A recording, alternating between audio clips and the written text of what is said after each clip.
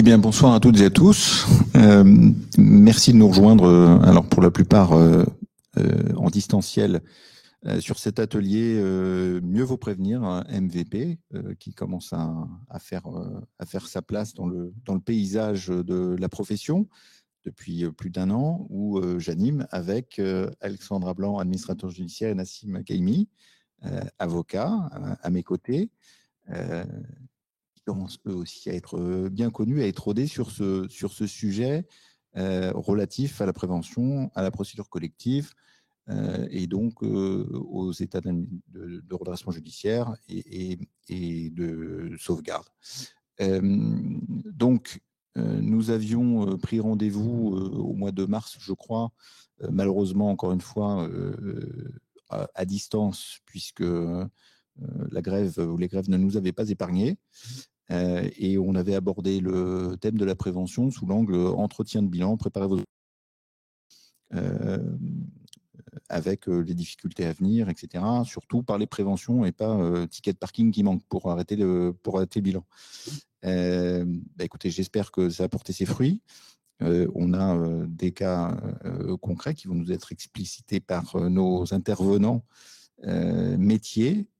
Tout ce qu'on peut dire aujourd'hui, c'est qu'en termes de statistiques, que le nombre de procédures collectives et de conciliation tribunal de commerce de Paris notamment remonte en flèche. Alors ça, c'est les négociations du PGE, hein, je pense qu'ils portent leurs fruits, et un niveau de procédure collective qui doucement se rapproche des niveaux de 2017-19 avant Covid. Ça prouve qu'il y a une vraie demande, et compte tenu des restructurations ou des périodes d'incertitude avant les congés, puisque la reprise du mois de septembre coïncide souvent avec une période de creux, de reprise d'activité, de manque de financement ou de financement de BFR des activités. Tout ça fait qu'on a pensé que c'était utile de se revoir pour une piqûre de rappel sur ces notions de prévention. Et nous vous donnerons ensuite le calendrier des prochains ateliers, notamment 2 aux universités d'été qu'on vous donnera à la fin de ce petit séminaire. Je vais donc laisser la parole à Nassim, qui va nous rappeler la notion capitale en matière d'entreprise en difficulté, c'est-à-dire l'état de cessation des paiements qui caractérise en amont les procédures de prévention et en aval les procédures collectives qui ont évidemment un tout autre caractère. Nassim, je te laisse la main. Merci beaucoup, Nicolas. Donc, en effet, on va aborder en préambule de ce séminaire une notion fondamentale dans le droit des entreprises en difficulté, la notion de cessation des paiements. C'est une notion clé puisque c'est cet état qui va permettre de déterminer la gravité de la situation du débiteur, donc de l'entreprise en difficulté, et donc de pouvoir choisir la procédure adaptée afin de traiter les difficultés de la société. Alors, l'état de cessation des paiements, c'est une notion juridique, c'est une notion légale. Elle est définie par la loi, par le Code de commerce, ce qui est très utile pour nous, les juristes, puisqu'on a un texte qui nous permet de vérifier les conditions de cette notion et les critères qui permettent de l'établir. Alors, le Code de commerce définit l'état de cessation des paiements comme l'impossibilité pour le débiteur, donc la société en difficulté, de faire face à son passif exigible avec son actif disponible. C'est une définition très simple qui suppose de comparer 2 chiffres à un instant T. Donc, j'insiste sur ce moment où on doit apprécier l'état de cessation des paiements, c'est un instant T, un jour J. Ce n'est pas sur une période donnée, ce n'est pas sur un exercice comptable, c'est jour par jour. C'est un exercice qu'on doit pouvoir effectuer 365 jours par an. Et cet exercice consiste à comparer 2 grandes masses, la masse du passif exigible et la masse de l'actif disponible. Alors, on va d'abord s'intéresser à l'actif disponible. L'actif disponible, c'est l'ensemble des liquidités de la société dont elle dispose à un instant T. Alors, quand je dis la société, c'est vraiment la société en question. On raisonne société par société. Si une société est dans un groupe, on ne va pas raisonner en groupe et on ne va pas raisonner en trésorerie consolidée. On va raisonner société par société, entité par entité. Ce qui veut dire très concrètement qu'on va prendre les soldes créditeurs de tous les comptes bancaires ouverts au nom de la société en question, mais on ne prendra pas les soldes créditeurs des filiales, des sociétés sœurs ou de la société mère.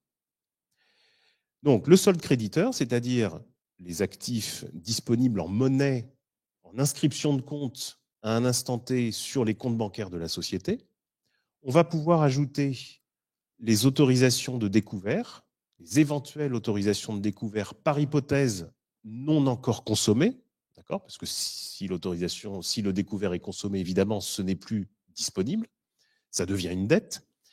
Donc, le découvert autorisé, et il faut que ce soit un découvert expressément autorisé. On ne peut pas inclure dans l'actif disponible les découverts qui sont autorisés de façon tacite par l'établissement bancaire. Il faut une vraie autorisation.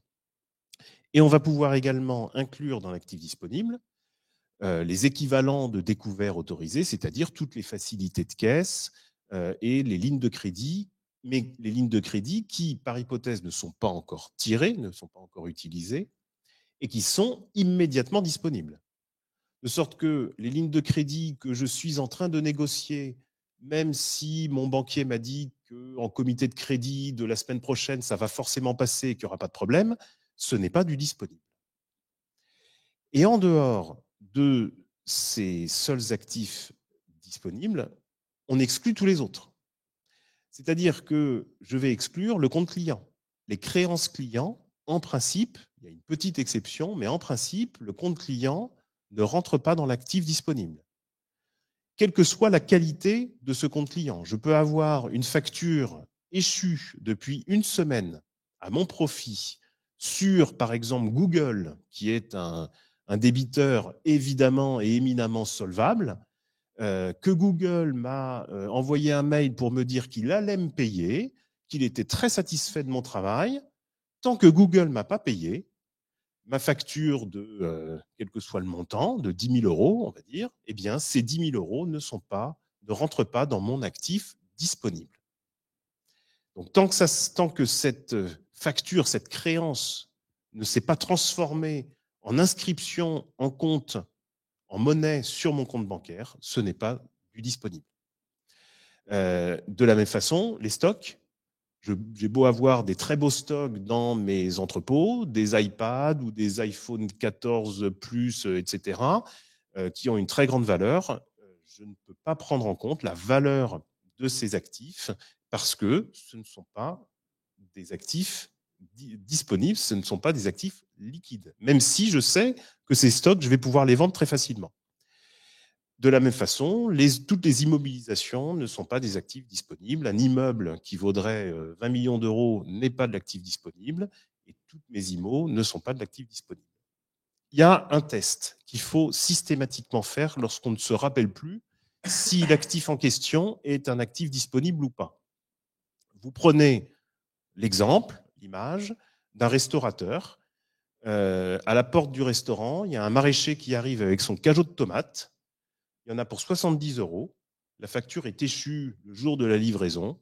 Le maraîcher doit repartir avec ses 70 euros en pièces, donc en monnaie fiduciaire ou en virement en monnaie scripturale, mais il doit repartir avec ses 70 euros. Donc, vous posez la question de savoir si l'actif en question doit rentrer dans l'actif disponible.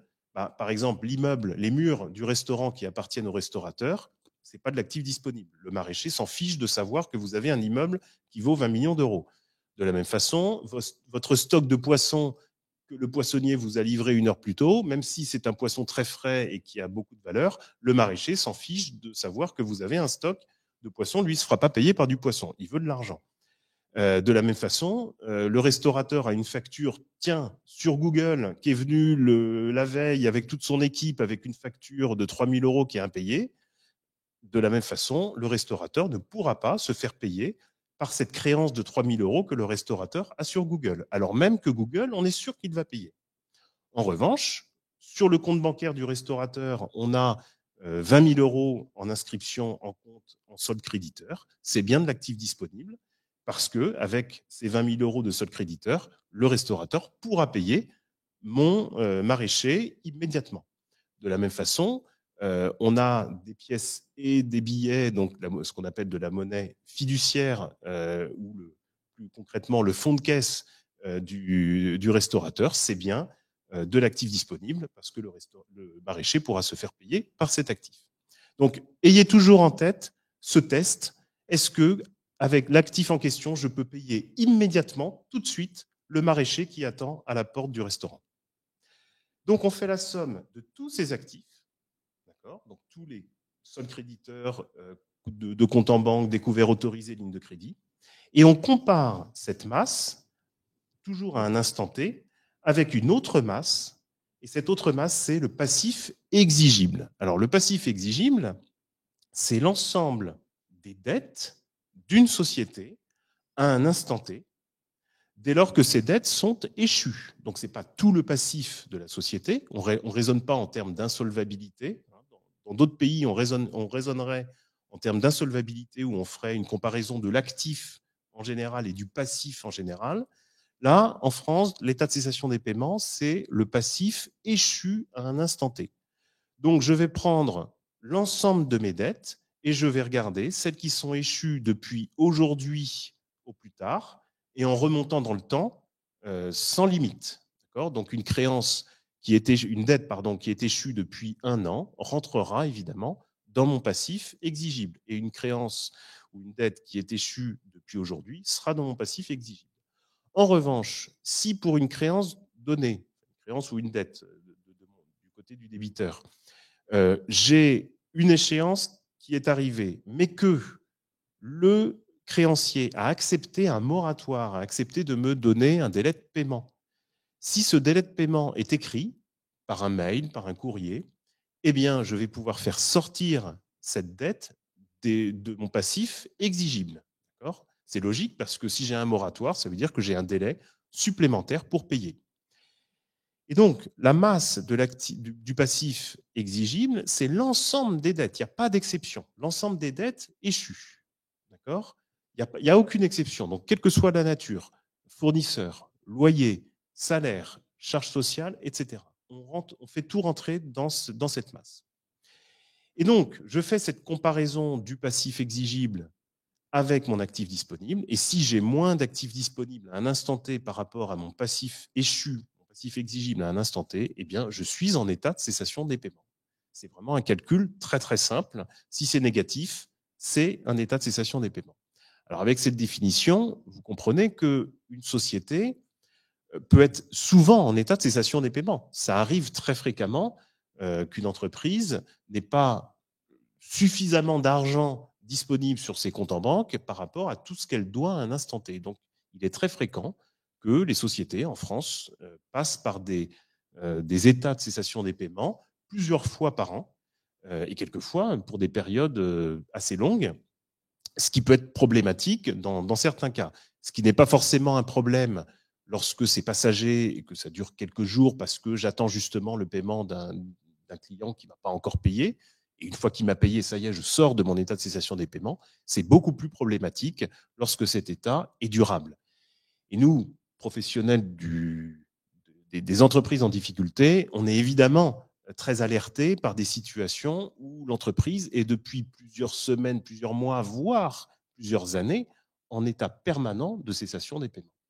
Parce que l'état de cessation des paiements va avoir une conséquence importante, enfin, plusieurs conséquences. La première conséquence, c'est que pendant un délai de 45 jours, enfin avant 45 jours, ce n'est pas normal, parce que la société ne peut pas faire face à tout son passif échu, mais ça reste acceptable, il y a une tolérance. Au-delà de 45 jours, le législateur nous dit que c'est une faute de gestion. Le dirigeant engage sa responsabilité personnelle à ne pas agir alors qu'il est en état de cessation des paiements continu depuis plus de 45 jours. Et les sanctions en la matière sont redoutables, parce que si la société part en procédure collective, et en particulier en liquidation judiciaire, le dirigeant s'expose à être interdit de gérer pendant 15 ans et à assumer l'ensemble des dettes de la société sur son patrimoine personnel. Donc, c'est dire que cette notion d'état de cessation des paiements est une notion extrêmement importante du côté du dirigeant. elle est extrêmement importante parce que c'est également cette notion qui va permettre de savoir si on va pouvoir ouvrir une procédure de prévention pour essayer de traiter les difficultés très en amont, ou une procédure collective qui implique justement un traitement beaucoup plus dur et beaucoup plus radical des difficultés de la société. C'est ce qui va nous permettre, l'état de cessation des paiements, de nous retrouver dans la boîte à outils du traitement et de la prévention des difficultés des entreprises. Nassim, si tu le permets, une petite précision peut-être sur cette notion de passif exigible. Faut-il que le passif soit exigé pour... Ah oui, je suis prudent sur le sujet, mais non, mais je pense que pour ceux qui nous écoutent, voilà, on peut se poser aussi la question, parce que mon passif est exigible, mais globalement, mon créancier est compréhensif, il ne relance pas. Voilà.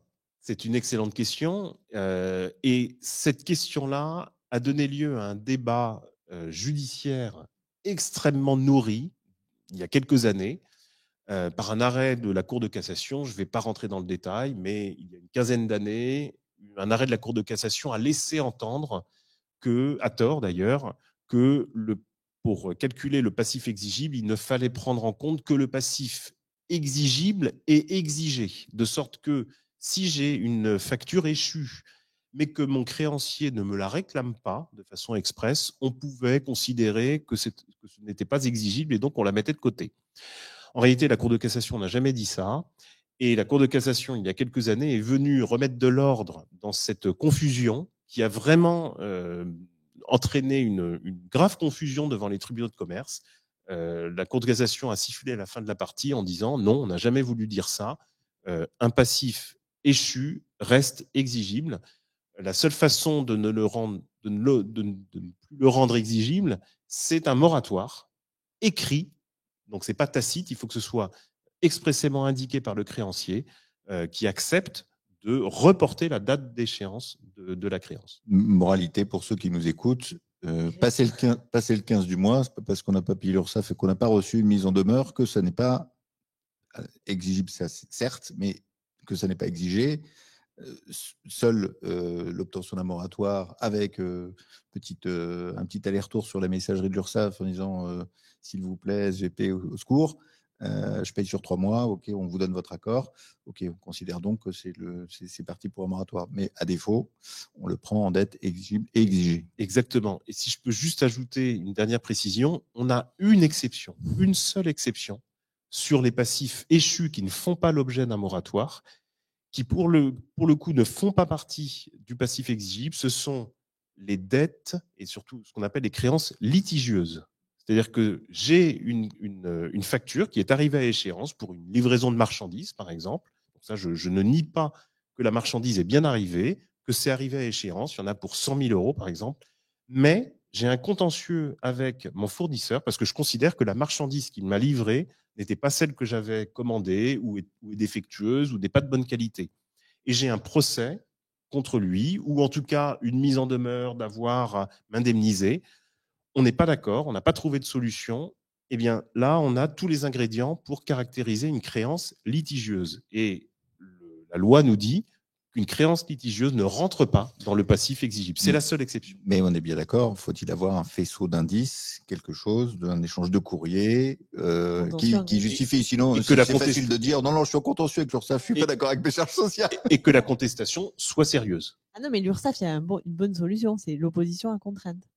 Si tu fais opposition à contrainte, tu t'engages un contentieux avec l'URSSAF et donc du coup, tu n'as plus d'exigibilité. Et c'est plus exigible. C'est l'avantage. L'opposition à contrainte, c'est une bonne méthode pour désexigibiliser la dette URSSAF. C'est à connaître, quoi. Ça peut aider. C'est vrai. Alors, juste, pour revenir sur le loyer, et ce que disait Nassim, là, moi, j'ai un exemple très concret d'un dirigeant qui m'appelle et il me dit, ça fait 2 ans que je n'ai pas payé mon loyer, mais parce que j'ai jamais eu les quittances. Donc, du coup, je ne suis pas en état de cessation des paiements. La propriétaire, elle m'a jamais réclamé les loyers. Mais ça marche pas. Hein. Parce qu'il n'y a pas d'écrit comme quoi, effectivement, comme le disait Nassim, elle accorde soit un gel, soit une suspension d'éligibilité avec un report de la dette de loyer. Donc là, tant qu'on n'a pas d'écrit à minima de la propriétaire qui dit « Ok, je veux bien trouver un accord », malheureusement, l'état de cessation des paiements, il est avéré. Alors, tu poses un bon sujet, parce que j'ai eu un cas extrêmement concret où j'ai repris un dossier où effectivement, silence radio à partir de l'acquisition d'un fonds de commerce, pas de quittance, donc je ne paye pas de loyer. Ça a duré 2 ans. On a provisionné, 2 ans, oui, je pense 2 ans.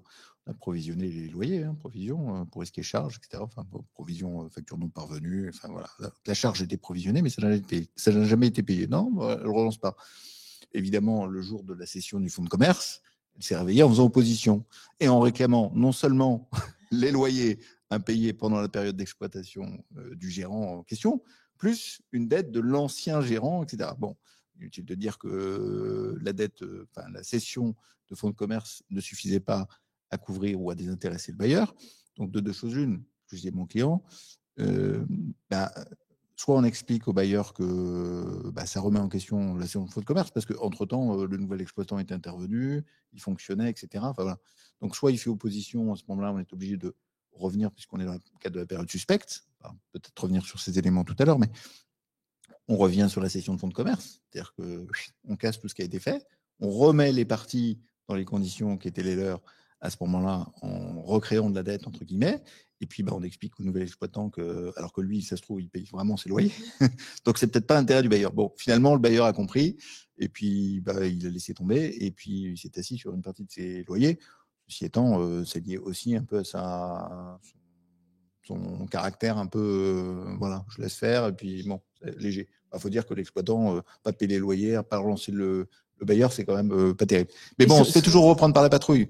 Hein. C'est comme les impôts. C'est souvent ce qu'ils nous disent. J'ai pas reçu la quittance. Oui, mais on paye pas son loyer quand on reçoit la quittance. On a signé un bail, on est engagé, donc il faut payer. Et sur la pratique, la réalité, c'est que cet état de cessation des paiements, les plus aptes à le déterminer, c'est le dirigeant. Parce que vous, à l'instant T, expert comptable, vous n'avez pas tous les éléments. Vous n'avez pas, alors, sauf ceux qui font la tenue comptable, mais pour 80%, vous n'avez pas à l'instant T la position du trésor sur le compte. Et ça, c'est. Non, mais pas forcément à l'instant T. C'est l'état du passif, parce que si l'exploitant ne te donne pas les factures. Il y a la trésor. Sur la partie active, vous n'avez pas forcément à l'instant T la trésor, c'est lui qui a accès à son compte bancaire. Sur la partie passive, vous n'avez pas forcément l'état du passif à l'instant T, vous ne savez pas où est-ce qu'il a généré la dette. Donc, moi, je reste persuadée que la situation active-passive, c'est au dirigeant de la faire. Après que vous l'aidiez à mettre ce qu'il faut à la colonne de gauche et ce qu'il faut à la colonne de droite et qu'on arrive à avoir ce jeu de balance, ça, c'est forcément, il a besoin de votre assistance. Mais je pense que le plus apte à le faire à l'instant T, c'est le dirigeant. Et je pense que vous avez intérêt, notamment dans le cadre des bilans, de leur envoyer un petit fichier Excel pour leur dire voilà ce qu'il faut me compléter pour qu'au moment de l'étude du bilan, ça serve et on se rende compte ou pas si on a des états de cessation des paiements avérés. Alors ça, on verra ça aux ateliers UE, ça c'est pour vous donner envie de venir nous voir. Au mois de septembre, après la rentrée, tout bronzé, fraîchement reposé de vos vacances. Moi, je voudrais juste intervenir, dire un petit mot à Nassim, parce que si tu as donné un cas d'exception pour le passif, il y a aussi un cas d'exception pour l'actif, parce qu'effectivement, on a la trésorerie, les monnaies scripturales, fiduciaires, pardon, mais on a un élément d'actif qui peut rentrer en compte, c'est lorsqu'on a son compte client factorisé. Oui, absolument. Voilà. Ça, c'est l'exception pour ce qui concerne l'actif disponible. Mais c'est une exception vraiment extrêmement stricte. La Cour de cassation admet de façon exceptionnelle que rentrent dans l'actif disponible les créances clients que l'on peut, de façon certaine et sans obstacle, mobiliser auprès d'un facteur ou auprès d'un établissement bancaire dans le cadre de l'escompte, par exemple.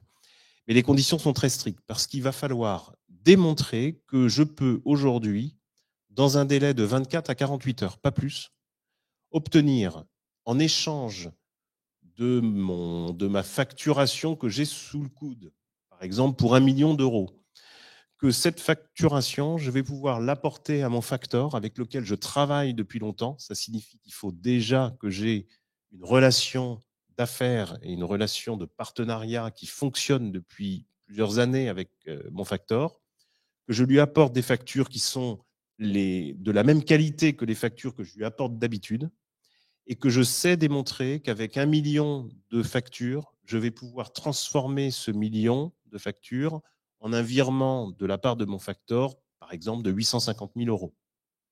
Eh bien, si j'arrive à apporter cette démonstration, même si je ne le fais pas, Mais si je sais le démontrer par mon historique et par, notamment, c'est une expertise qui permettrait de déterminer ça, je peux inclure les 850 000 € dans mon actif disponible. Mais c'est la seule exception. Et cette exception, elle s'explique par le fait que les factors sont des établissements de crédit et des établissements de crédit qui sont soumis aux mêmes règles que les banques. Donc, il y a une accréditation, un agrément de la part de l'État sur la sécurité de la transaction. Et c'est pour ça que c'est la seule exception qu'on admet. Mais en dehors d'un facteur et d'un contrat de facteur qui fonctionne depuis longtemps, le compte client ne peut pas rentrer dans l'actif disponible. Merci Nassim. Bon, donc on va recentrer le débat. On se situe en amont de l'état de cessation des paiements plus 45 jours. Et on a dans la boîte outils de prévention du Code de commerce 2 principales actions à faire par le débiteur, soit le mandat ad hoc, soit la conciliation. Alexandra, est-ce que tu veux nous parler du mandat ad hoc et peut-être par extension, ce qui serait peut-être important pour ceux qui nous écoutent, c'est quelle est la différence entre les deux? Non pas à l'ouverture, on sait que d'un côté, on ne doit pas être en état de cessation des paiements, et la conciliation, pas en état de cessation des paiements depuis plus de 45 jours. Mais surtout, en termes de effet de levier vis-à-vis du créancier, est-ce qu'il y a une procédure plus que l'autre qui permet d'obtenir finalement des négociations avec des créanciers qui ne voudraient pas négocier? En fait, souvent, c'est un cumul de procédures. C'est-à-dire qu'on commence en mandat ad hoc et on finit par la conciliation. Alors pourquoi, vous allez me dire?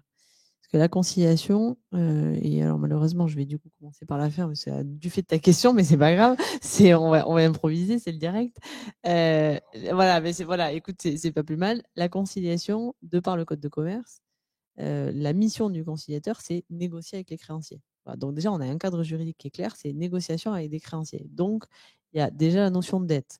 Pas comme le disait Nassim, pas forcément échues, c'est-à-dire elles ne sont pas forcément dues à l'instant T. Pour autant, on va devoir payer ses dettes et on ne sait pas comment. Voilà. Donc, ça a déjà été très orienté, négociation avec les créanciers. Et du fait de cette orientation, négociation avec les créanciers, on protège de façon plus importante les créanciers d'une conciliation que les créanciers d'un mandat ad hoc. Grosse problématique en conciliation, c'est le délai. C'est-à-dire que c'est une procédure qui ne peut durer que 5 mois. Bon. Je pense que ce n'est pas vous qui allez me dire le contraire. Restructurer une entreprise, assurer son retournement et sa pérennité en 5 mois, c'est mission impossible. Et surtout, il y a un élément en 5 mois qui est impossible, c'est les budgets. On ne sait pas dire sur les 5 prochains mois, l'entreprise, on va mener toutes les mesures de restructuration et puis vous inquiétez pas, ça va avoir les effets dans les 5 mois qui suivent. Bon. Et surtout, on a aujourd'hui un sacré avantage pour le dire, c'est le Covid. Le Covid a montré que faire des budgets, c'est très compliqué parce que y a des cas de force majeure et aujourd'hui, on a des secteurs d'activité, on n'a aucune visibilité sur les 5 ou 6 prochaines années. Donc là, à l'heure actuelle, moi, par exemple, j'étais en négociation cet après-midi, il y avait un dossier, c'était de la CHR, c'est un groupe de restauration rapide. On a fait des budgets, mais on est déjà en dessous des budgets au bout de 3 mois. Donc clairement, on ne tient pas les budgets. Et aujourd'hui, le dirigeant nous dit j'espère que ça va repartir, mais là, on va attaquer les mois creux de la période estivale. On espère qu'à la rentrée, ça va aller mieux, mais il y a une morosité ambiante qui fait que c'est très compliqué. Et l'autre dossier, c'était du bâtiment. Bon, je ne vous fais pas un dessin. Dans le bâtiment, c'est excessivement compliqué. C'est un dossier de promotion immobilière. Moi, c'est des dossiers qu'on n'avait jamais vus il y a 3-4 ans. Et malheureusement, quand on dit le bâtiment va, tout va, mais malheureusement, quand ça ne va pas, c'est une réalité. Bon. Donc là, aujourd'hui, c'est des dossiers où si on se place en conciliation tout de suite, oui, on va prendre un accord, mais le problème, c'est qu'on ne va pas laisser un élément essentiel à la boîte, c'est du temps. Voilà. Et le temps, heureusement, ça permet parfois de mener les restructurations et surtout regagner la confiance des partenaires. Parce qu'on annonce des chiffres, on monte des budgets, et puis finalement, on se rend compte que, oui, on a tenu les budgets, ou alors on ne les tient pas, mais on n'est pas de mauvaise foi. C'est juste que les facteurs structurels et conjoncturels font que ça ne marche pas. Donc, c'est pour ça que ce n'est pas mieux l'un que l'autre, c'est que la finalité des procédures n'est pas la même. La conciliation, c'est très orienté négociation avec des créanciers. Donc, ils ont, et je laisserai Nassim revenir dessus, ils ont des privilèges qu'on n'a pas en mandat ad hoc. Pour autant, moi, ce que je préfère faire, c'est ouvrir des mandats ad hoc parce que là, pour le coup, je n'ai pas la contrainte de temps de la procédure parce qu'un mandat ad hoc, ça peut se renouveler autant de fois qu'on le veut, tant qu'on justifie des diligences qu'on mène et de l'avancée des négociations.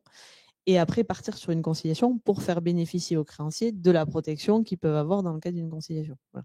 Et notamment, tu parlais tout à l'heure de la restructuration des PGE. Par exemple, à l'heure actuelle, la restructuration des PGE n'est possible qu'en conciliation, ce qui est normal. Puisque justement, il y a ces éléments juridiques de protection qui sont importants. Donc, c'est pas un plus l'autre, enfin un mieux que l'autre, c'est un plus l'autre en fait. Pour moi, c'est essentiel de passer dans du mandat ad hoc parce qu'aujourd'hui, la réalité montre qu'on ne sait pas faire des budgets dans tous les secteurs d'activité. C'est important de pouvoir donner du temps à l'entreprise. Et là, vous voyez, moi, le dossier dans la restauration, c'est un dossier qu'on a ouvert il y a 1 an. Il y a 1 an, on a fait les budgets. On a ouvert le dossier en mars. En novembre, on ne tenait pas les budgets. On a dit en novembre, on se revoit en avril. Donc, en plus, on a des partenaires qui font confiance aux dirigeants. Enfin, il n'y a pas de défiance vis-à-vis des dirigeants, mais ils sont conscients que il fallait du temps, il fallait restructurer la boîte. On avait 120 salariés, on est passé à 60. Donc, il a fallu sacrément réduire la masse salariale. Il a fallu revoir toute l'organisation de la structure. Et aujourd'hui, on se dit, on commence à avoir les chiffres qui commencent à tenir en mai. Donc, forcément, on ne peut pas aujourd'hui aller signer un protocole de conciliation et dire c'est bon, la boîte est sauvée, allons-y. Il faut valider que ce retournement est bien enclenché. Sauf que là, on va se retrouver sur les mois creux. Donc là, cet après-midi, on s'est dit on va se revoir fin octobre.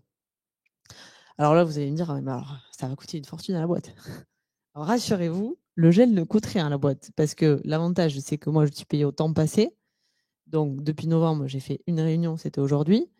Le dirigeant, il est ravi. Il ne lui coûte pas grand-chose. Et en plus, pendant ce temps-là, il ne paye pas ses banquiers. Donc, il est ravi. Mais au moins, le banquier, il est payé des intérêts et au moins, il est dans un cadre. Ça, c'est l'avantage des procédures, que ce soit le mandat ad hoc et la conciliation. Et d'ailleurs, tu dis le banquier, mais c'est une bonne remarque. Souvent, c'est ce qu'on dit. De toute façon, les partenaires bancaires, les fournisseurs, les sociaux et les fiscaux, ils ne veulent pas négocier. Et puis, ils vont le dire à toute la terre entière. Non, l'avantage des procédures, que ce soit le mandat ad hoc ou la conciliation, c'est que c'est des procédures confidentielles.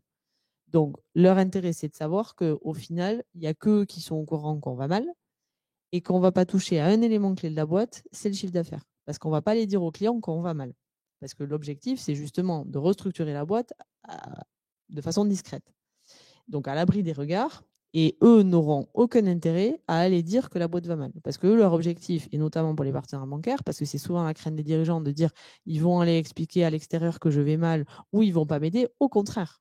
Nous, l'avantage de ces procédures, qu'on soit en mandat ad hoc ou en conciliation, c'est qu'on sort du réseau habituel bancaire. On n'est plus avec le chargé d'affaires qui a la relation historique. On passe dans un service qui est à part, qui est le service affaires spéciales. Donc, c'est entre le service commercial et entre le service contentieux. J'ai souvent tendance à dire que le contentieux, c'est blanc ou noir. Ils sont là pour recourir à la créance. Point barre. Vous pouvez payer très bien, vous ne pouvez pas, on vous assigne. Le service commercial, il est là pour vendre du produit. Qu'il maîtrise ou pas, il vend. Les affaires spéciales, c'est l'entre-deux. C'est-à-dire qu'ils sont là pour maintenir la relation commerciale. Leur objectif, c'est pas d'envoyer le dossier au tapis, mais quand même de recouvrer la créance. Donc, le fait qu'on se mette dans une procédure amiable, mandat ad hoc ou conciliation, ils se disent enfin, on va avoir quelqu'un qui va nous donner une vision tiers. Pourquoi ? Parce que le mandataire ad hoc ou le conciliateur, c'est pas le chef d'entreprise, c'est pas ses conseils, c'est un tiers neutre qui est choisi par le dirigeant. Donc, c'est lui qui décide avec qui il veut travailler comme mandataire ad hoc ou comme conciliateur. Bien évidemment, il lui faut l'accord du président du tribunal, puisque c'est de la compétence du président du tribunal de désigner un mandataire ad hoc ou un conciliateur. Pour autant, le tiers qui est désigné, il doit rester neutre. Il n'est pas là pour dire le dirigeant, il a entièrement raison sur tout. Il est là pour apporter, faire partir tout le monde d'un point A et aller vers un point B. Le point B étant le retournement de la boîte et surtout éviter la procédure collective. Et l'objectif, c'est de jamais revoir les dirigeants. Tu vois, moi, il y a encore lundi matin, j'avais un dirigeant qui m'a écrit. On a passé un protocole il y a 1 an et il me dit qu'il tient les chiffres et même qu'il est au-delà des chiffres. Voilà. Moi, c'est ça mon job. C'est pas de revenir dans le dossier et surtout pas par la petite porte. C'est de ne pas y revenir du tout. Donc, c'est pour ça que j'ai dit, mais par contre, pour ça, il faut des dossiers où on a pris le temps de restructurer. Donc, passer des protocoles à la va-vite, c'est à mon avis pas la bonne stratégie. Donc, c'est pour ça, à mon sens, il faut aller vers le mandat ad hoc, prendre le temps, notamment de travailler les experts comptables. Vous voyez, quand je rencontre des dirigeants, je leur dis, moi, je suis un bras gauche, je suis droitière. Il me dit, ah bon, pourquoi ? Je dis, parce que votre expert comptable, c'est votre bras droit. C'est celui qui a l'expérience, l'historique du dossier et la neutralité pour quand ça ne va pas vous dire que vous avez fait n'importe quoi. Par contre, il ne peut pas tout savoir. Déjà, on lui demande d'être fiscaliste, gestionnaire de patrimoine, expert comptable, vous ne pouvez pas tout savoir. Et nous, on est le bras gauche. On est celui qui vient aider le bras droit à porter le plateau sur un sujet technique, parce que les procédures de prévention et les procédures collectives, c'est un sujet technique. Nous, on fait que ça H24. Et donc, on est là pour soutenir le plateau sur une partie où on doit apporter notre connaissance, mais par contre, on n'est pas le conseil de la boîte. On est le tiers neutre, et c'est pour ça qu'on a la confiance des créanciers, c'est que à un moment donné, de pouvoir leur dire, écoutez, c'est la meilleure solution pour la boîte. Là, je vous prends l'exemple de cet après-midi de la négo avec les partenaires bancaires. Ils me disent dans les maîtres blancs, vous vous rendez compte, vous allez peut-être nous geler pendant plus de 2 ans. Parce qu'au final, c'est ce qui va se passer. Ils sont là depuis mars à geler.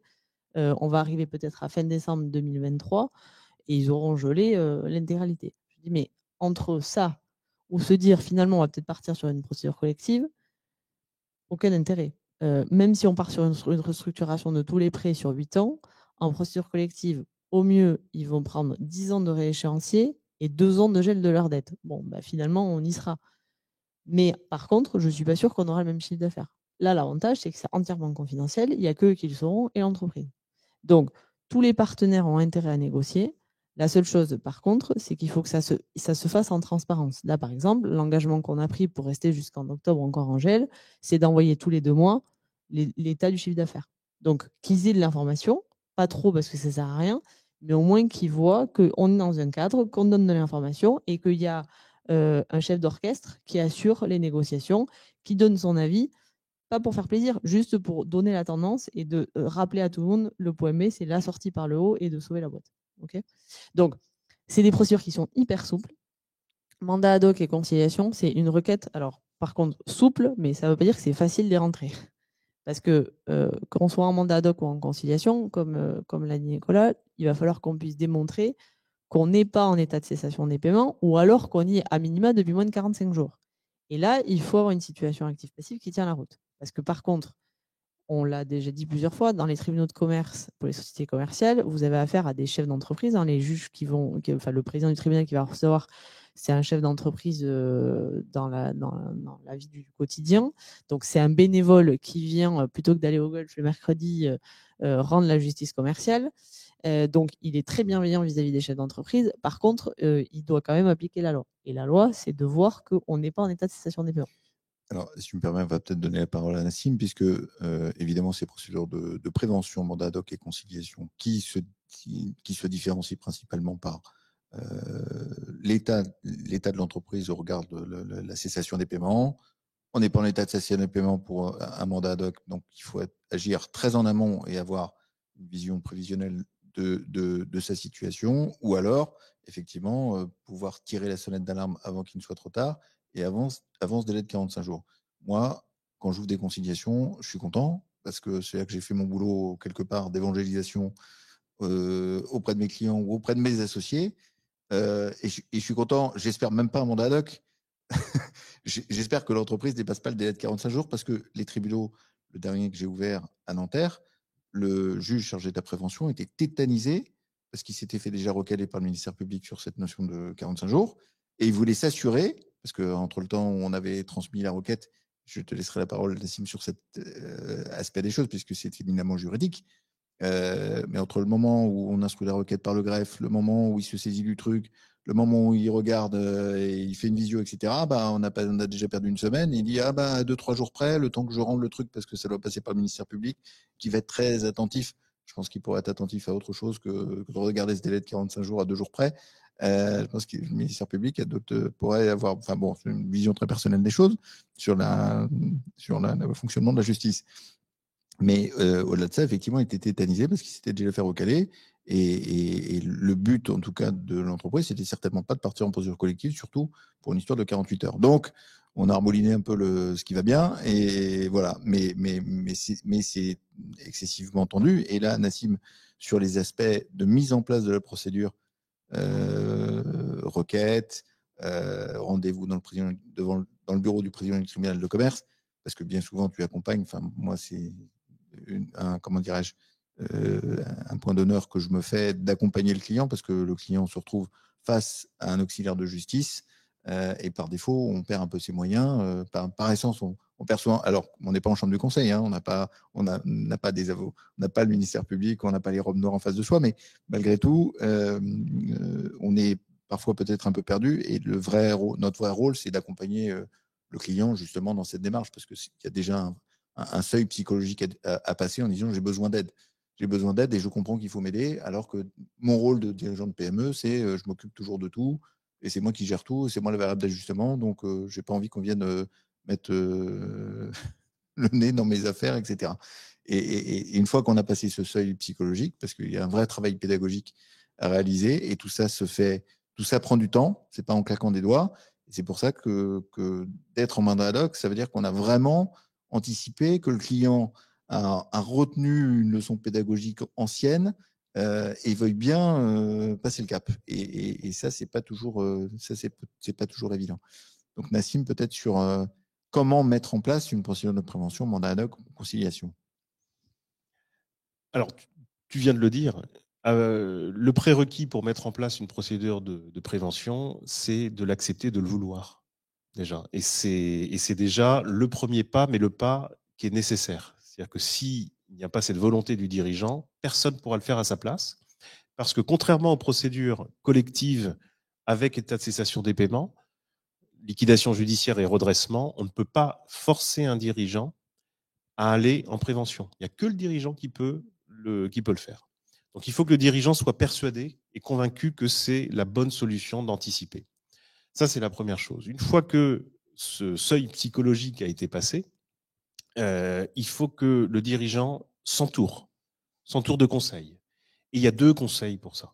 Il y a évidemment son expert comptable qui est son allié quotidien, quasi quotidien dans la vie de son entreprise. Et ensuite, un avocat spécialisé qui fait ça toute la journée. Ça, c'est très important. On est dans une matière éminemment technique avec des enjeux très importants parce qu'on parle de la survie de la société. Donc, il ne faut pas faire d'économie de bout de chandelle là-dessus. Il ne faut pas imaginer que on doit faire des économies sur l'accompagnement, que ce soit au niveau de l'expert comptable ou au niveau de l'avocat. Il faut prendre les moyens et on arrive toujours à trouver des conseils de qualité qui savent s'adapter. En tout cas, nous, on sait s'adapter à la situation des entreprises. Donc ça, c'est vraiment une chose fondamentale, c'est cet attelage expert comptable, avocat. Ensuite, il va falloir préparer le dossier. Préparer le dossier, c'est préparer une requête. Donc on va saisir le président du tribunal par une requête, donc un document écrit qui est relativement formel, qui va permettre d'expliquer l'historique de la société, son activité et surtout les difficultés auxquelles l'entreprise est confrontée. Et on va expliquer pourquoi on veut faire désigner par le président du tribunal un conciliateur ou un mandataire ad hoc, suivant la procédure qui sera choisie, et quelle mission va lui être confiée.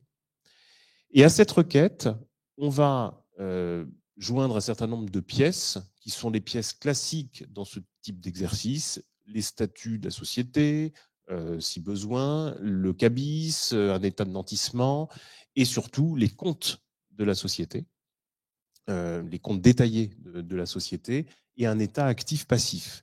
Et un état actif-passif qui va introduire précisément cette notion d'état de cessation des paiements ou d'absence d'état de cessation des paiements. Et ça va être l'une des pièces maîtresses du dossier, c'est pouvoir démontrer au président du tribunal, puisque cette requête est présentée devant le président du tribunal, que l'on n'est pas en état de cessation des paiements, parce que je veux ouvrir un mandat ad hoc, par exemple, qui suppose de ne pas être en état de cessation des paiements, ou que mon état de cessation des paiements dure depuis moins de 45 jours si je veux ouvrir une conciliation. La conciliation, on peut être en état de cessation des paiements, comme tu l'as rappelé, à condition que ce soit depuis moins de 45 jours. Et donc, il va falloir démontrer et faire cet exercice dont on parlait tout à l'heure sur l'état de cessation des paiements. On va faire une colonne avec l'actif disponible et une colonne avec le passif exigible. Et il faudra qu'à la fin, on soit en positif. Et si on est en négatif, il faudra que j'apporte les éléments nécessaires pour démontrer que cet état de cessation des paiements dure depuis moins de 45 jours. Et évidemment, la présence de l'expert comptable et son regard et son analyse de la situation de la société sera évidemment crucial et c'est ce qui permettra ou pas de convaincre le président du tribunal que les conditions sont remplies. Et une fois que le dossier est préparé, il va être déposé. Il va être déposé au bureau de la prévention du tribunal du ressort de la société, du siège de la société, et une réunion, un rendez-vous sera organisé avec le président du tribunal. Alors je dis réunion ou rendez-vous parce que ce n'est pas une audience. Et c'est ça toute la différence avec les procédures collectives. On est dans la prévention, on est dans des procédures amiables et confidentielles. Donc, on n'est pas dans une audience avec tout le décorum et toute la solennité des procédures collectives. Donc, c'est un rendez-vous dans le bureau du président du tribunal ou de son délégué, ce n'est pas toujours le président lui-même. Et ce rendez-vous va être relativement informel. Il n'y aura pas de greffier, le procureur ne sera pas là, ce sera un rendez-vous uniquement avec le président du tribunal. Et ces rendez-vous peuvent même se faire par visio. Alors, on a expérimenté pendant le Covid cette pratique de la visio qui a été complètement développée pendant cette période de confinement. Et en fait, cette pratique s'est poursuivie. Et par exemple, à Nanterre, pour citer Nanterre, ils ont pris l'habitude maintenant de faire les rendez-vous de prévention, d'ouverture de procédure, de mandat ad hoc ou de conciliation en visio. Et ça fonctionne très bien et ça permet d'aller très vite et de ne pas perdre de temps. Et donc, ce rendez-vous est un échange avec le magistrat, donc avec le président du tribunal, qui, faut-il le rappeler, sont bénévoles et sont des chefs d'entreprise. D'accord ? Ce ne sont pas des magistrats de carrière qui ont fait l'école de la magistrature et qui sont fonctionnaires. Non, ce sont des chefs d'entreprise qui connaissent parfaitement le milieu de l'entreprise et ses contraintes. Donc, en fait, le dirigeant va s'exprimer auprès de l'un de ses pairs. Et ça, c'est important d'avoir cette donnée-là. Et donc, il va y avoir un échange, il va y avoir des questions pour bien comprendre la situation de la société, ses difficultés, son activité. Et à l'issue de ce rendez-vous, si le président du tribunal estime que les conditions sont remplies, le président du tribunal va par ordonnance, donc une décision de justice, mais qui sera confidentielle, qui ne sera pas publiée, va désigner le mandataire ad hoc ou le conciliateur qui aura été préalablement proposé par le débiteur. Et c'est ça l'avantage de ces procédures de prévention, c'est que on peut proposer le nom du mandataire ad hoc ou du conciliateur qu'on souhaite voir désigné pour nous accompagner. Dans 95% des cas, je ne sais pas Alexandra si tu as des statistiques, mais dans 95 ou 97% des cas, le mandataire ad hoc ou le conciliateur qui sera désigné, qui sera choisi, sera un administrateur judiciaire de profession, donc comme Alexandra. Et l'administrateur judiciaire, pour rappel, c'est un mandataire de justice qui est désigné par les tribunaux dans le cadre des procédures collectives pour assister le dirigeant dans la gestion de sa société en redressement judiciaire ou en sauvegarde. Eh bien, dans les préventions, dans les procédures de prévention, il est naturel de faire appel à cette catégorie de professionnels qui connaissent parfaitement l'accompagnement des entreprises en difficulté pour être accompagnés dans le cadre d'un mandat ad hoc ou d'une conciliation. Et les 3 ou 5% restants, ce sont des mandataires judiciaires de profession qui sont désignés dans le cadre de la prévention. Mais c'est bien plus rare, parce que ce n'est pas leur rôle premier que d'accompagner des dirigeants en difficulté, mais certains se mettent sur ce créneau. Et donc, cette ordonnance, qui va être rendue par le président du tribunal, va déterminer la mission du mandataire ad hoc ou du conciliateur. Et traditionnellement, cette mission, c'est une mission assez classique qui va se faire en 2 temps. Premier temps, un diagnostic de la situation de la société, donc diagnostic financier et analyse des difficultés de la société qui l'ont conduit à solliciter l'ouverture d'une procédure. Et là encore, le rôle de l'expert comptable est capital puisque c'est l'expert comptable qui va aider le conciliateur justement ou le mandataire ad hoc pour établir ce diagnostic. Et l'autre phase ensuite, c'est la phase de traitement des difficultés. Et en fait, le rôle du mandataire ad hoc ou du conciliateur, ça va être de réunir dans un cadre confidentiel et amiable, ça c'est très important de le rappeler, de réunir les principaux créanciers de la société autour de la table, dans son bureau, de façon un peu confiné, un peu feutré, pour exposer les difficultés de la société et faire des demandes, des propositions aux créanciers pour notamment renégocier la dette, étaler les paiements, peut-être obtenir de nouveaux financements. Bref, trouver des solutions amiables avec les principaux créanciers de la société pour qu'elle s'en sorte. Et dans une large majorité, les créanciers que l'on fait venir autour de la table sont les créanciers bancaires, ce sont les créanciers financiers pour lesquels on va demander justement un effort particulier sur la dette. Nassim, un petit commentaire, et chers amis, chers consoeurs, chers confrères, quand un avocat explique que l'expert comptable est indispensable, il ne faut pas s'en priver. Hein. On est deux à l'avoir dit. Oui. Non, mais je vois bien. C'est que ça doit être vrai. Ça doit être vrai. C'est que ça doit avoir un intérêt quand même. Non, expert comptable, premier conseil du chef d'entreprise, indispensable. Ça me semble aussi frapper au coin du bon sens. À partir du moment où le client, le dirigeant, le chef d'entreprise n'a pas laissé tomber son expert comptable parce qu'il en a un peu marre quand l'expert comptable fait son boulot, il dit mais tu es en train de déconner, il faut restructurer, il faut arrêter de rouler en BM, il faut peut-être rouler dans un Zoé, voilà. Bref, tout ce qui fait pas plaisir. C'est là où je dis souvent que quand les tribunaux de commerce disent que les experts comptables abandonnent leurs clients parce qu'ils ne sont jamais là, moi j'inverse toujours la chose en disant que c'est plutôt les clients qui ont abandonné l'expert comptable parce que l'expert comptable fait son boulot, mais non seulement il est plus payé, mais en plus le client en fait qu'à sa tête, quoi. Voilà. Et puis quand tu veux tuer ton chien, tu dis qu'il a la rage. Mais ceci étant, voilà, quand on est dans une relation constructive et que le travail pédagogique a payé, l'expert comptable, pour moi, est capital sur 2 points en matière d'accompagnement parce qu'il accompagne le client de même que le conseil juridique, l'avocat spécialisé. Mais premièrement, il a fait preuve de pédagogie en conseillant, moi je parle d'une team autour du débiteur, du chef d'entreprise, en disant, vous n'avez pas de conseil juridique, vraisemblablement il vous en faut un parce que il y a quand même une structure, on va au tribunal, une structure de requête éminemment juridique. Donc, il faut vous être conseillé, il faut être conseillé parce qu'il y aura une négociation. Le mandataire qui sera choisi, le conciliateur, mandataire ad hoc, il a son rôle de conciliateur, de négociateur. Mais ensuite, il faut mettre tout ça en musique et parfois, les contrats sont un peu complexes et il faut être accompagné. Donc,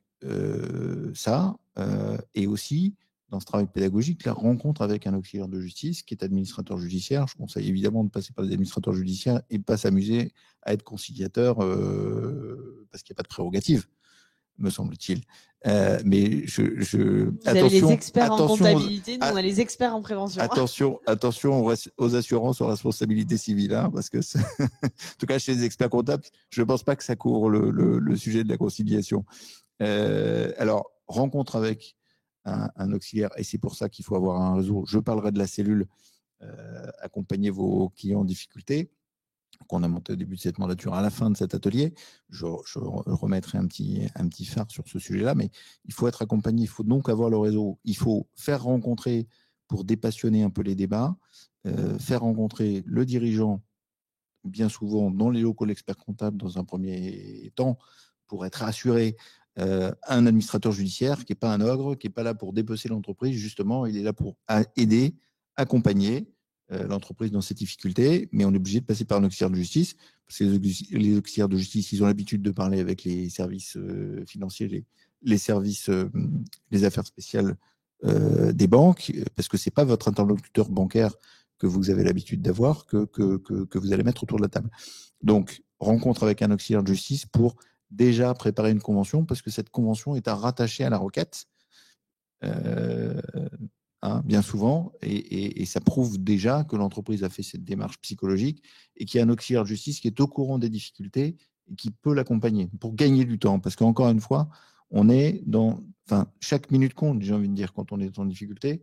Donc, il ne s'agit pas de tergiverser. Voilà.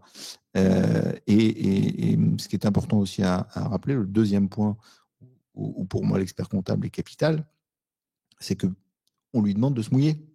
Enfin, moi, je ne connais pas un juge chargé de la prévention ou un président d'institution consulaire qui ne demande pas à l'expert comptable également une attestation en sus de celui du débiteur, de celle du débiteur, une attestation comme quoi l'entreprise soit n'est pas en état de cessation des paiements, soit ne l'est pas depuis plus de 45 jours. Et là, on peut faire un peu d'écrémage aussi au travers des conseils, parce que autant on peut dire aux débiteurs, tiens, allez-y, passez devant, autant quand il s'agit de signer et de s'engager, il y a déjà moins de monde.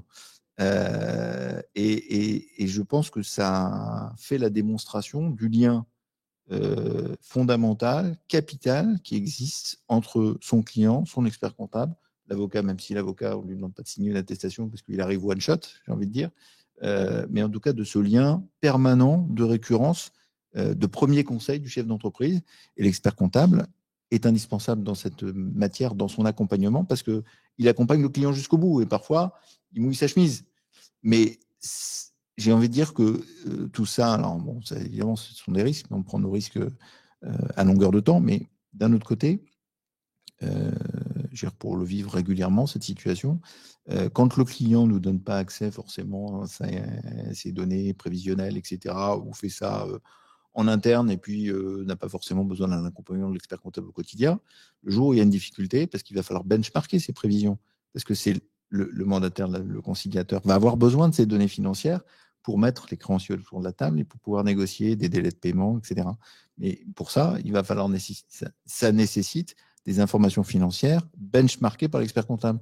Et quand l'expert comptable s'est engagé à signer une attestation et s'est mouillé avec le client, c'est de dire, bah maintenant, tu voulais pas forcément que je t'accompagne dans tes prévisions, mais maintenant, va falloir que ça coûte un peu de sous.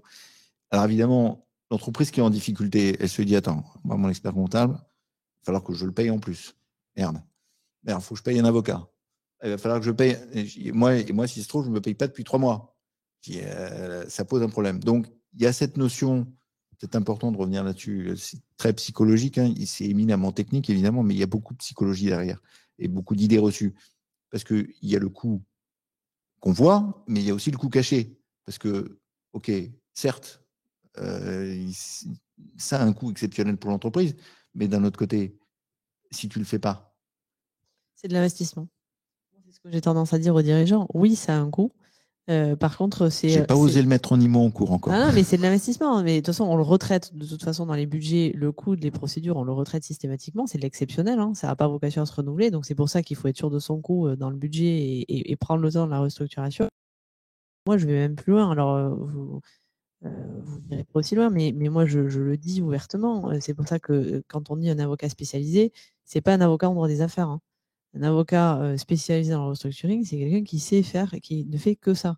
Alors Nassim ne le dira jamais, mais c'est ça la réalité, c'est que des avocats qui font que ça, il n'y en a pas beaucoup. Et c'est une vraie compétence et une vraie spécialité parce que, comme tu le disais, on s'adresse en plus à des magistrats qui sont non professionnels. Il faut connaître les présidents, les vice-présidents. Enfin, moi, je vois bien à Nanterre, là, tu vois, j'ai une prorogation de mission. Oui, tu as raison, ils sont très frileux. Si tu ne le sais pas, tu n'as pas la connaissance du tribunal, tu ne connais pas le vice-président, tu ne vas pas forcément y penser. Et donc, ta requête, elle sera peut-être bancale. Et donc, du coup, il va dire non, alors que s'il avait eu les éléments de droit et financiers, il ne se serait pas de poser de questions. Et je pense que c'est pareil sur la partie expertise comptable. Vous avez tous des structures de cabinet qui ne sont pas les mêmes. Parfois, vous n'avez pas forcément la bande passante aussi pour pouvoir gérer cette typologie de dossier, parce qu'il faut être très clair, l'amiable, ça prend du temps. Il faut faire les budgets. Alors, la procédure collective, c'est très lourd parce qu'il faut faire des situations mensuelles pour le tribunal. Mais à un moment donné, on prend le rythme. L'amiable, ça peut être tout aussi lourd qu'une procédure collective parce qu'il faut faire les budgets, il faut y réfléchir. C'est pas on sort un budget puis on se dit on communique ça au mandataire ad hoc qui va pas regarder puis il va envoyer ça au partenaire bancaire. Non, on échange et c'est comme tu l'as dit, c'est un travail d'équipe. Et parfois, il y a des structures de cabinet qui peuvent pas absorber ce temps-là. Donc, il faut pas aussi hésiter à dire moi, c'est pas que je veux pas accompagner mon client, c'est que je ne peux pas. J'ai pas la bande passante pour le faire et se faire. Donc, soit faire la sous-traitance, la co-traitance, en tout cas, faire intervenir un expert comptable qui maîtrise aussi ces procédures-là.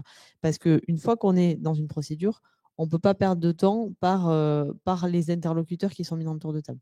Il faut vraiment qu'on anticipe les demandes qui vont nous être formalisées et surtout qu'on ait des gens qui les maîtrisent, qui anticipent ce que va nous demander le partenaire bancaire et pourquoi la virgule elle est là et pas là. Et ça, si on n'a pas des spécialistes, on perd du temps. Et là, le temps est stratégique. En tout cas, il ne faut pas qu'ils aient l'impression que les partenaires se disent on perd du temps et c'est de la faute des conseils. Voilà. Je reviens sur le coût. Oui, comme tu l'as dit, il faut que nous, mandataires ad hoc ou conciliateurs, on soumette à l'avocat qui va rédiger la requête une convention d'honoraires et donc au dirigeant pour qu'effectivement elle soit aussi soumise au président et en conciliation qu'elle soit soumise au procureur de la République, qui a un contrôle. L'avantage de cette convention d'honoraires, c'est que le dirigeant, il sait combien ça va lui coûter avant que ça démarre. Et ça, c'est hyper important. Au moins, le dirigeant, il ne peut pas dire on ne m'avait pas dit. Si il maîtrise le coût, qui est souvent du temps passé, hein, donc il sait, le mandataire ad hoc ou le conciliateur va devoir lui justifier du temps qui passe sur le dossier, mais c'est surtout que le mandataire ad hoc ou le conciliateur va devoir dire avant même que ça a démarré, voilà, sur votre dossier, je pense que je vais passer tant d'heures. Et ça, c'est important. Alors après, il peut y avoir des success fees qui sont convenus avec le dirigeant, mais au moins en termes de temps, il sait sur combien de temps il s'engage. Ça peut dépasser, hein. Enfin, moi, le dossier dont je vous ai parlé tout à l'heure, on n'avait pas envisagé qu'on allait y passer peut-être 2 ans de gel. Mais encore une fois, les 2 ans de gel, elles vont rien coûter à la boîte parce que moi, ça aura fait 2 réunions. Il y aura les réunions préparatoires avant. On avait très bien ficelé le dossier avant les réunions préparatoires. Mais concrètement, c'est un dossier, si on y a passé 20 heures, ce serait un grand maximum. Donc ça, c'est important. Et encore une fois, sur le choix du professionnel aussi, je reviens là-dessus. Le dirigeant, il choisit l'administrateur judiciaire qu'il souhaite. Et comme l'a dit Nassim, le choix du dirigeant de dire je vais dans une procédure amiable, le fait que le dirigeant ait aussi choisi le professionnel avec lequel il veut travailler, c'est important. Donc, n'hésitez pas à nous faire pitcher. Faites rencontrer 2, 3 professionnels. Déjà, vous verrez le professionnel qui a envie de traiter le dossier parce que, comme tu l'as dit, il faut se déplacer, il faut aller à la rencontre du dirigeant, il faut aller soit dans l'entreprise, soit chez l'expert comptable. Déjà, ça permet de faire une petite sélection. Et après, l'échange avec le dirigeant. On n'est pas tous pareils. On n'est peut-être pas tous capables aussi de gérer tous les dossiers qu'on nous donne. Donc, il faut aussi savoir dire je ne peux pas vous traiter votre dossier dans l'urgence que ça nécessite. Et puis, on n'a pas tous les mêmes expériences sur les négociations. Donc, je pense il y a un critère discriminant pour le choix du professionnel, c'est la confiance qu'on arrive à créer au bout d'1 heure et demie, 2 heures de rendez-vous. Voilà. S'il n'y a pas la confiance, et c'est valable pour les deux, hein, le professionnel qui va prendre le dossier, mais aussi le dirigeant. Si ce lien de confiance, cette petite osmose ne se crée pas au bout d'1 heure et demie de rendez-vous, il ne faut pas y aller. Moi, je dis c'est le seul élément discriminant, ce n'est pas la convention d'honoraires. Le coût, c'est un sujet déjà qui peut se négocier parce que c'est une convention d'honoraires. Elle est libre. Le taux horaire qui est fixé par l'administrateur est complètement libre. Donc, il fait ce qu'il veut. Donc, déjà, ça se négocie. Mais surtout, ça ne doit pas être le critère de discrimination. Moi, aujourd'hui, j'ai des dirigeants qui m'appellent et qui me disent « Oui, est-ce que vous pouvez m'envoyer votre projet de convention d'honoraires ?» Je ne sais même pas ce que fait la boîte comme activité. Je ne sais même pas si elle est en état de cessation des paiements. Moi, je refuse d'envoyer des conventions d'honoraires si je sais même pas, si j'ai pas eu d'échange avec le dirigeant. Ça n'a aucun intérêt. Ça se trouve, on va avoir des dossiers qui vont être soumis au président sans même qu'on ait vu le dirigeant. On n'est même pas sûr qu'il y ait un avocat sur le dossier ou un expert comptable qui a validé une situation active-passive. Il ne faut surtout pas y aller. Donc, il ne faut pas que ça devienne n'importe quoi non plus. L'amiable n'est pas l'antichambre de la procédure collective. C'est vraiment un outil de gestion. Il faut qu'il soit bien être utilisé et par des sachants qui entourent le dirigeant. Donc ça, c'est vraiment important. Je pense que ce soit au niveau de l'expert comptable, au niveau de l'avocat, il faut maîtriser ces procédures parce qu'après, une fois qu'on est dedans, le temps est notre partenaire essentiel. Voilà.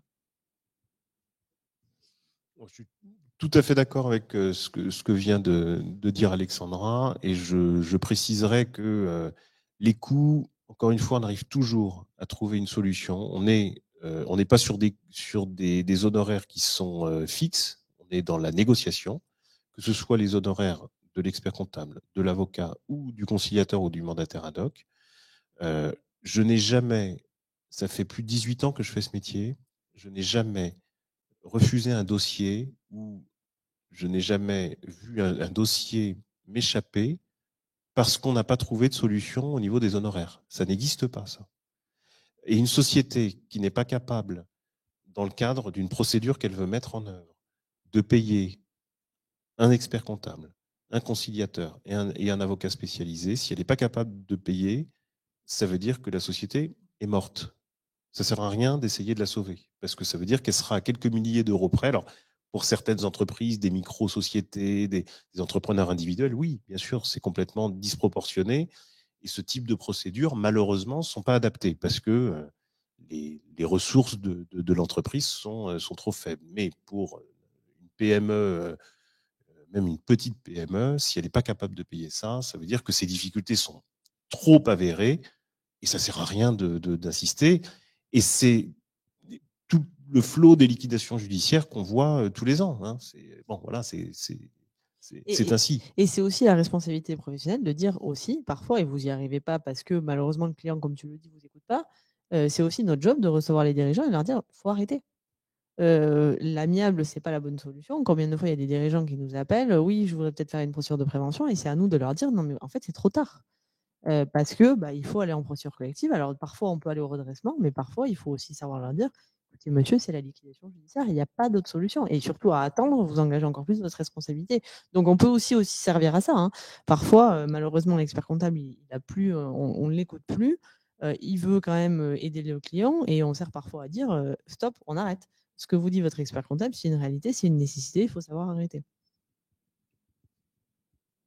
Je crois qu'on va se faire sonner les cloches sur le timing s'il y a des questions à poser. Donc peut-être s'il y a des questions, je ne sais pas. Valérie, alors que vous ne voyez pas qui est dans la salle, c'est 19h, 19h30 ? À 19h30, donc ça va, on a encore un petit poil de temps. Bon, je crois qu'on a un peu abordé tout. Enfin bon, on pourra encore continuer. Alors oui, justement, sur le mandat ad hoc, juste pour revenir, parce qu'on a essentiellement parlé de négociation créancier. L'avantage du mandat ad hoc, c'est ce que je vous disais, c'est que contrairement au code de commerce, la mission du mandataire ad hoc, elle n'est pas définie dans le code de commerce. Donc le mandataire ad hoc, il peut négocier avec des partenaires, effectivement, partenaires bancaires, fournisseurs, tout ce que vous voulez, mais c'est pas, au départ, en tout cas, c'était pas la philosophie, c'était pas la mission unique de la négociation avec des créanciers de la structure. Donc on peut aussi ouvrir des mandats ad hoc pour d'autres missions qui ne sont pas forcément liées à de l'endettement.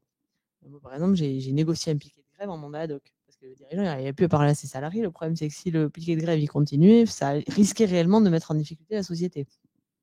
Un mandat ad hoc, ça peut aussi intervenir pour un contentieux entre associés. Des associés qui ne s'entendent pas, ou on n'arrive pas à avoir un peu de hauteur de vue dans les débats. Le mandat ad hoc, c'est un bon levier. On peut aussi être mandataire ad hoc pour intervenir lors d'une assemblée générale. Donc, c'est vraiment un scope beaucoup plus large que la conciliation.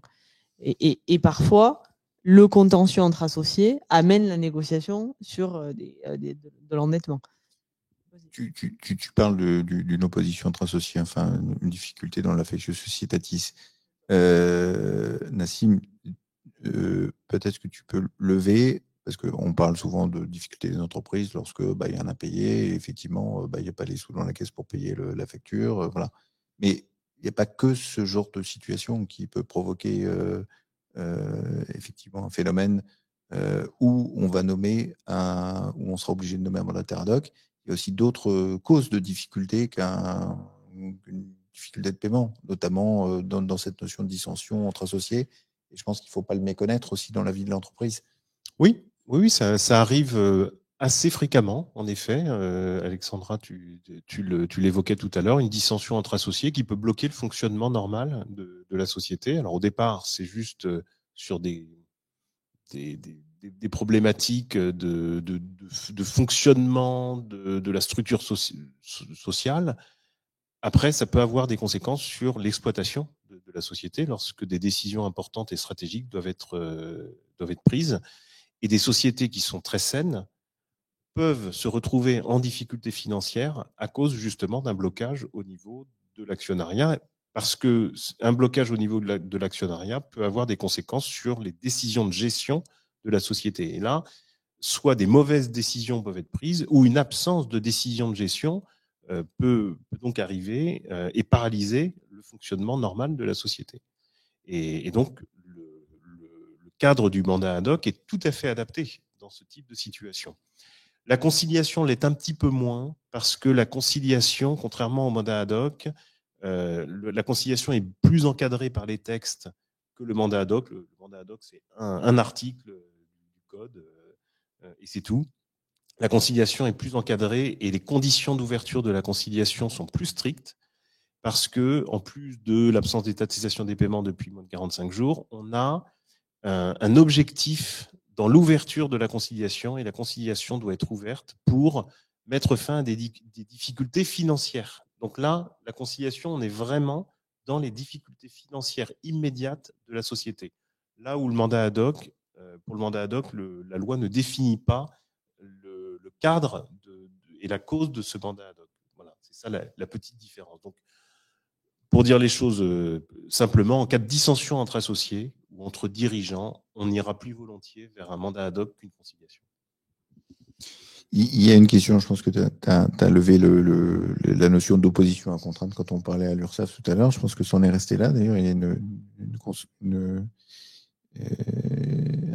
un de nos confrères, consoeurs, qui effectivement demande ce qu'est une opposition à contrainte. Manifestement, il y a un problème avec l'URSSAF. La contrainte, c'est l'huissier qui va vous la délivrer pour vous dire la structure doit tant à l'URSSAF et donc merci de payer. Du moment où cet acte vous est délivré, normalement, la structure doit payer. L'avantage de s'opposer à la contrainte, c'est de dire moi, je conteste la somme que me réclame l'URSSAF. Et comme l'a dit Nassim, l'avantage de la contestation, ça génère un contentieux. Donc, ça ouvre la boîte de Pandore pour nous.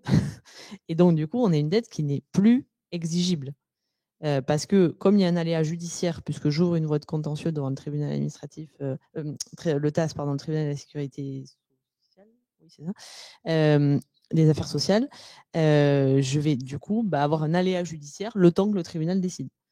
C'est le laps de temps dans lequel il faut ouvrir la procédure. Parce que du moment où le tribunal aura tranché, j'aurai une décision. Alors après, on peut jouer sur les voies de recours, mais concrètement, c'est pareil sur un prud'homme, c'est pareil sur tout ce qui est contentieux.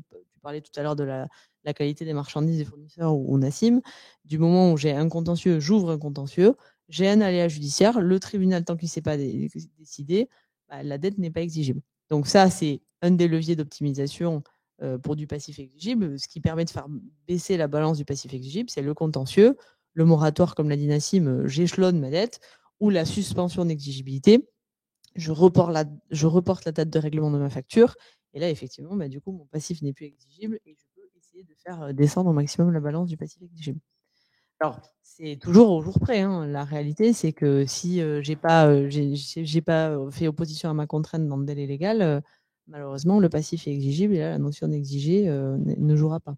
Et attention, parce que tu disais tout à l'heure, tu vois, on a dévié, mais le rôle du parquet, le rôle du procureur de la République, donc le procureur de la République, pour que vous l'ayez tous en tête, c'est celui qui a la robe rouge dans toutes les bonnes séries policières, c'est celui qui représente l'intérêt de la société. Et lui, pour le coup, c'est la seule personne au tribunal de commerce qui est un magistrat professionnel. Donc lui, il a fait l'École nationale de la magistrature et lui, il connaît très bien le code de commerce, en tout cas pour ceux dans les grandes juridictions, Paris, où on a des magistrats, voilà, qui maîtrisent les procédures, en tout cas qui a les notions juridiques pour les maîtriser. Lui, il vérifie la bonne application des textes. Donc, en conciliation, il vérifie qu'il n'y a pas d'état de cessation des paiements, il vérifie que la convention d'honoraires du professionnel, du conciliateur, elle est faite selon les règles légales. Et par exemple, en conciliation, il y a une jurisprudence très connue sur Toulouse, il y a 2 ans, où le procureur de la République a contesté des ouvertures de procédures de conciliation. Parce qu'il y avait une pratique assez connue à Toulouse où on ouvrait des procédures amiables pour en fait s'assurer que le professionnel qu'on avait choisi en amiable soit bien le professionnel qu'on voulait administrateur, qui soit désigné en sauvegarde ou en redressement judiciaire. Et donc le procureur de la République, à un moment donné, a voulu arrêter cette pratique en disant les procédures amiables ne sont pas l'antichambre de la procédure collective, on ne peut pas faire n'importe quoi. Et donc à contester des ordonnances rendues par le président du tribunal, donc c'est quand même fort, c'est un geste très clair vis-à-vis du microcosme des procédures, en disant maintenant, s'il y a état de cessation des paiements depuis plus de 45 jours, c'est de la procédure collective, point. Et donc, c'est pour ça qu'on a des présidents de tribunaux aujourd'hui qui sont excessivement vigilants sur les passifs exigibles et qui, quand on leur dit non, mais vous inquiétez pas, j'ai tant dans ma balance fournisseur, mais vous inquiétez pas, j'ai des accords, qui vous demandent les justificatifs.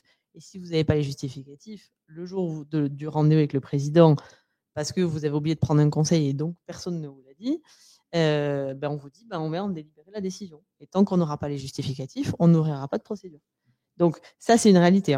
Alors autant ils peuvent être aussi bienveillants pour mettre en délibéré une décision, par exemple sur un poste client, on disait tout à l'heure, on ne doit pas prendre en compte le poste client, on ne doit pas prendre en compte la vente de l'actif immobilier. Si vous lui dites c'est demain que ça va arriver, pas de problème, il va attendre demain, mais il va mettre en délibéré la décision. Donc ils sont très souples. Par contre, maintenant, ils sont très très vigilants parce qu'ils savent qu'ils ont les procureurs qui ont été briefés et sur lesquels il y a un contrôle renforcé, où on leur dit attention, l'état de cessation des paiements, ce n'est pas une notion, c'est pas une vue de l'esprit. Ça doit être une réalité économique. Si on n'est pas dans les critères, il n'y a pas de procédure à mener. Moi, j'aimerais revenir sur un point qui me paraît essentiel dans la notion de conciliation, en tout cas pour ouvrir une procédure de prévention, c'est cette notion de passif. On a vu état de cessation des paiements, passif exigible, passif exigé, etc. Mais il y a un risque à mon avis, il ne faut pas le méconnaître, il y a un risque assez significatif que le dirigeant, et à mon avis, c'est l'erreur caractéristique qu'il ne faut pas faire, que le dirigeant dise « Bon, là, ça va coincer un peu, mais c'est pas grave, je vais mettre une rustine, je vais faire attendre Pierre-Paul Jacques, et donc je vais étaler mon passif. » Donc, l'atomisation du passif est évidemment pas un critère à conseiller, pas un élément à conseiller, puisque on rappelle que ces procédures de conciliation, conciliation, mandat ad hoc sont des procédures confidentielles en amont de l'état de cessation des paiements, ou moins de 45 jours, confidentielles. Donc, ça se décide dans le bureau du président du tribunal de commerce, du juge chargé de la prévention délégué, et avec les quelques créanciers qui seront, en règle générale, sociaux, fiscaux et financiers. Peut-être un peu de fournisseurs stratégiques particuliers ou le bailleur, crédit bail immobilier, etc. Enfin, en général, les institutionnels qui portent la plus grosse créance. Le pire des scénarios, c'est d'essayer d'arriver en tant que bon élève en disant j'essaye de payer à peu près tout pour être propre, mais j'ai plus de trésor. Ah, ouais, mais alors là, c'est compliqué parce qu'on n'a plus rien pour démarrer le truc. Il n'y a plus de carburant pour faire tourner la machine. Ou alors, effectivement, j'évite les mises en demeure et je mets des rustines et je fais faire patienter tel fournisseur parce que lui, il est un peu moins important, etc. Non, surtout pas. Pas la bonne stratégie parce que autant on peut arriver à négocier avec quelques créanciers, et notamment sociaux, fiscaux, bancaires ou institutionnels, parce que vous savez faire en tant qu'auxiliaire de justice et vous avez l'habitude de négocier avec eux, donc on va plus vite, c'est plus fluide, et puis à partir du moment où on a les informations financières, on arrive à négocier. Autant si je dois commencer à négocier avec 100 personnes, c'est pas la peine. Et l'intérêt de ces procédures, on le rappelle, c'est surtout à la fois qu'elles sont confidentielles, donc pas inscrites au CAPIS, donc effectivement, normalement pas d'impact sur l'écosystème de l'entreprise, sauf fuite, on en a vu dans la presse. Mais c'est volontaire des fois. Souvent, c'est organisé. Dans des situations particulières, mais bon, dans le tout venant, j'ai envie de dire que c'est quand même le principal avantage. Et ça doit à la fois nous laisser du temps et à la fois, c'est toujours un peu difficile à comprendre comme ça, mais de créer un passif qu'on va pouvoir négocier. Parce qu'évidemment, pour pouvoir négocier, il faut qu'il y ait un passif à négocier. Et il faut qu'il y ait des créanciers en face qui soient compréhensifs et qui demanderont ensuite plus ou moins des garanties. Et l'importance dans le benchmark des prévisions financières, et ça, il faut aussi connaître un peu ce genre de choses pour savoir ce que le créancier attend. Parce que c'est facile de lui dire, écoutez, monsieur le banquier, je dois vous rembourser le PGE sur 2 ans, mais en fait, je ne peux pas, il faut que je vous demande 5 ans de plus. Ah, d'accord, ok. Alors, démontrez-moi que déjà, vous allez pouvoir me rembourser sur la durée prévisionnelle, pas les 2 ans, mais les 7 ans.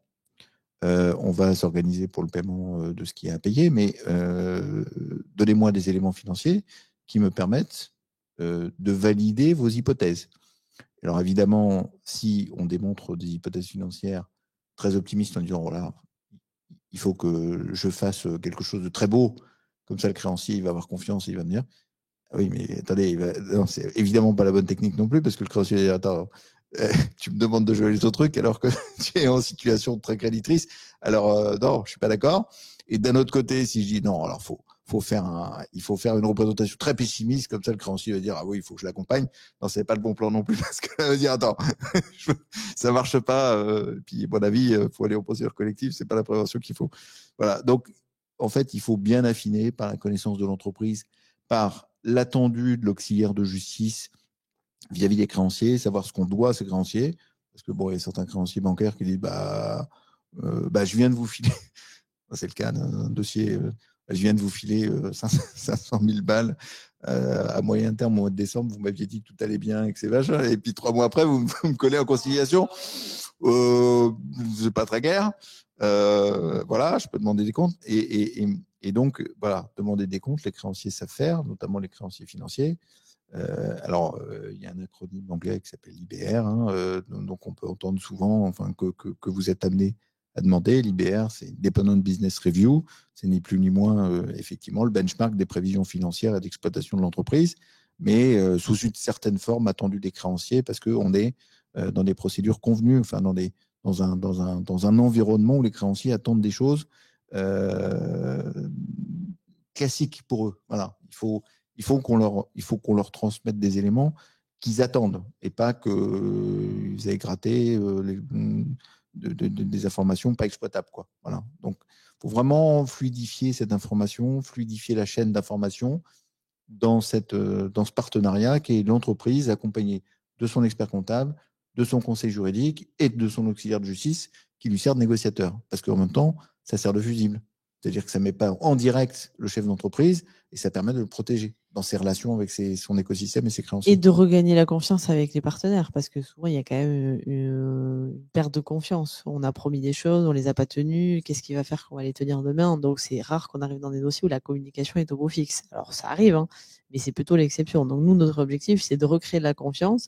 L'avantage, c'est qu'on va avoir affaire à des interlocuteurs que le dirigeant ne connaît pas, qui ne connaissent pas le dirigeant, et donc ça permet de donner de la hauteur de vue au débat. C'est aussi valable pour les fournisseurs. Hein. Les meilleures négociations que j'ai menées, c'est quand il y a tous les fournisseurs dans la négociation, où ils se rendent compte qu'en fait, ils ne sont pas seuls.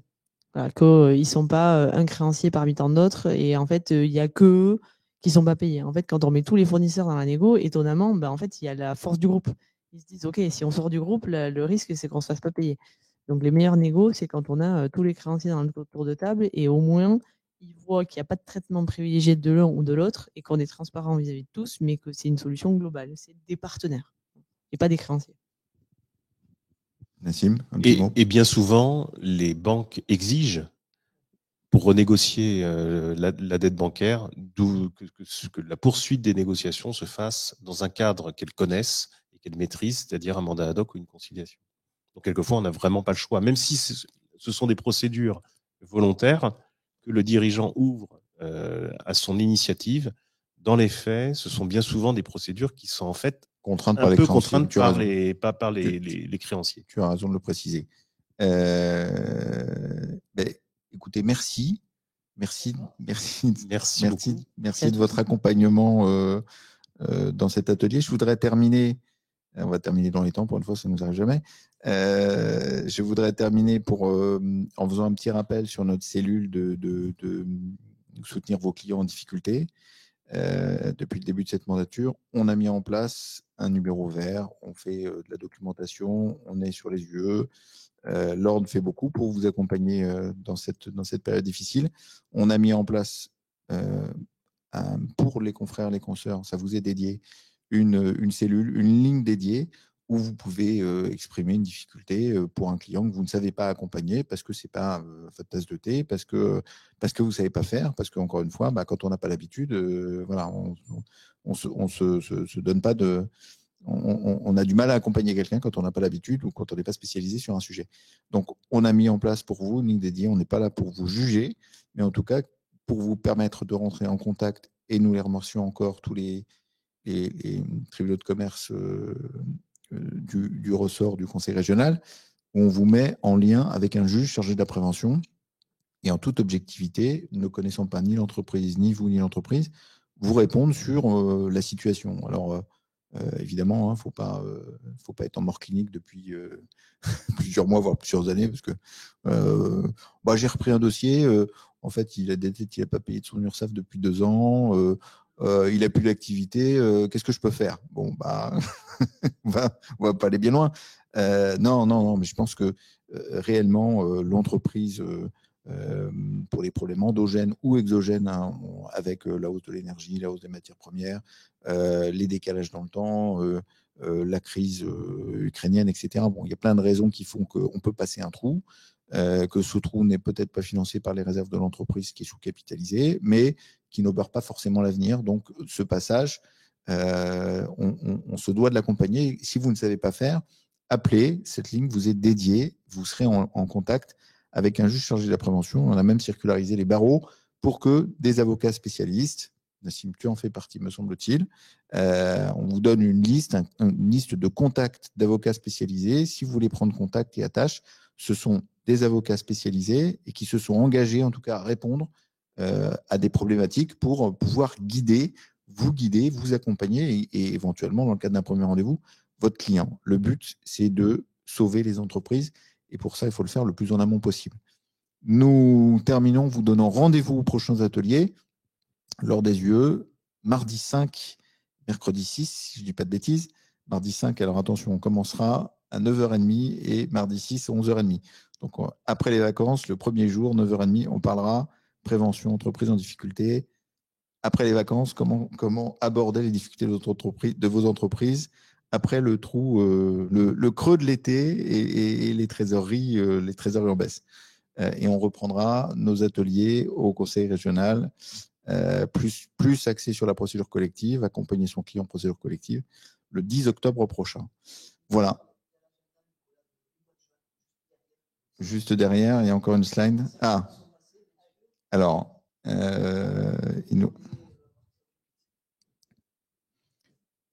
alors je ne sais pas, Julien, le live est terminé. Le live est terminé, c'est coupé ou non, c'est pas coupé? Non. Bon, alors vous avez encore le calendrier du mois de juin des activités du conseil régional.